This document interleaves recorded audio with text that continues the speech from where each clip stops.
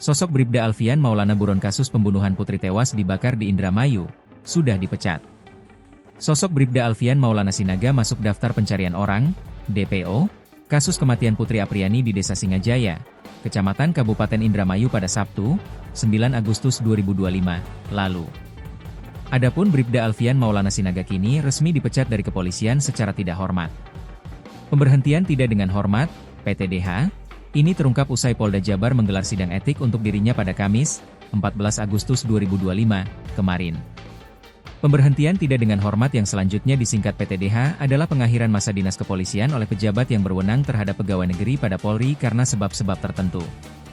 Selain diberhentikan, oknum polisi sekaligus pacar Putri Apriani tersebut juga sudah ditetapkan sebagai tersangka. Yang bersangkutan telah ditetapkan sebagai tersangka, ujar Kabid Humas Polda Jabar Kombes Pol Hendra Rochmawa melansir dari tribunjabar.com, Jumat, 15 Agustus 2025. Selain itu, disampaikan Hendra, Polda Jabar juga sudah menerbitkan surat DPO untuk Bribda Alfian Maulana Sinaga karena kabur usai melakukan aksinya tersebut. Pemberhentian tidak dengan hormat ini juga dikonfirmasi oleh kuasa hukum keluarga Putri Apriani, Tony RM.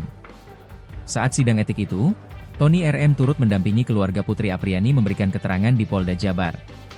Tersangka kematian Putri Apriani mengarah kepada Bribda Alfian Maulana Sinaga, kata Tony RM, tidak terlepas dari hasil penyelidikan yang dilakukan Polres Indramayu.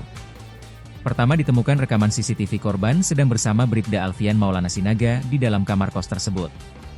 Kemudian Bribda Alfian Maulana Sinaga kabur dengan keadaan kebingungan jalan kaki keluar dari kosan.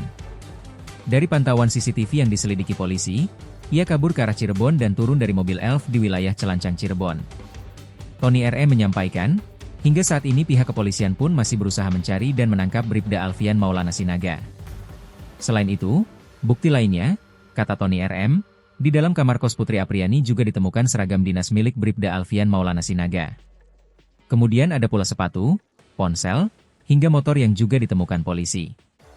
Tony RM mewakili pihak keluarga dalam hal ini memberi apresiasi lebih kepada Polri yang sudah memecat Bribda Alfian Maulana Sinaga.